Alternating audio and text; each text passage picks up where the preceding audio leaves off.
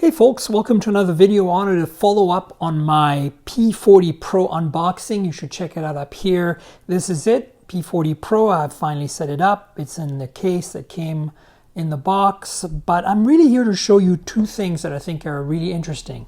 The first thing is the bad news, and the bad news is that the GMS hack doesn't work. So I used LZ Play to set this up, and as you can see, the Play Store is here, but when I try to sign in, I get this error that the device isn't Play certified. This is something I didn't get with the Mate 30 Pro when I set it up, neither with the Honor V30 or the Honor 9X Pro. So this is a new thing. And in fact, you also get this notification here.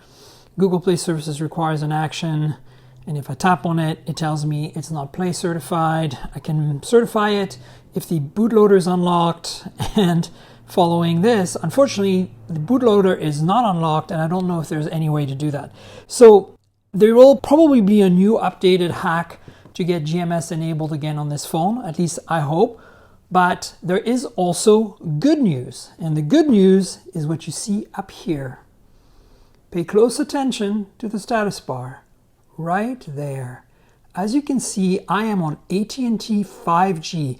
That is right, you're reading this correctly. This phone, unlocked, Chinese phone, supports AT&T 5G low band, 850 megahertz, band N5 here in the US. I don't have a lot of signal here, but it's working. So I did install the Aurora Store since I can't re-enable GMS. And with the Aurora Store, I was able to install, of course, anything that's in the Google Play Store. If you don't know this trick, Aurora Store is an anonymous Google Play Store equivalent. It connects to the Google servers and gets the apps from there. So I installed Speed Test. You can see it here. And let's try to run this. As you can see, this notification keeps popping up because the GMS hack hasn't worked. So let's do a speed test real quick and see what we get. So it's obviously not very spectacular. I've got like 3 out of 5 bars right now, but you know, there it is. I'm unfortunately not in a good area for 5G on AT&T low band, so I can't test this any further. Obviously, you know, everybody's staying at home right now with the coronavirus, but the reality is this phone is compatible with AT&T 5G low band, and that's pretty exciting. Also, I've got a bunch of other phones that work with this SIM card. I've got the LG V60 and the Samsung Galaxy S20 5G, and I'm not getting really that much better performance off the network. So this tells me really that it's just low signal area.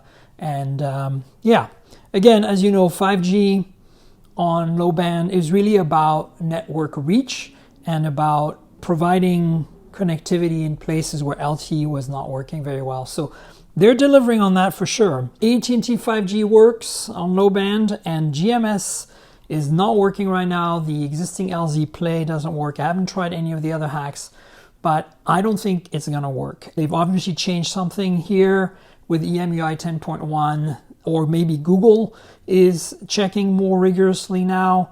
But the reality is somebody else will make this work, because this phone, in terms of hardware, is a beast, and I can't wait to use it with Google services.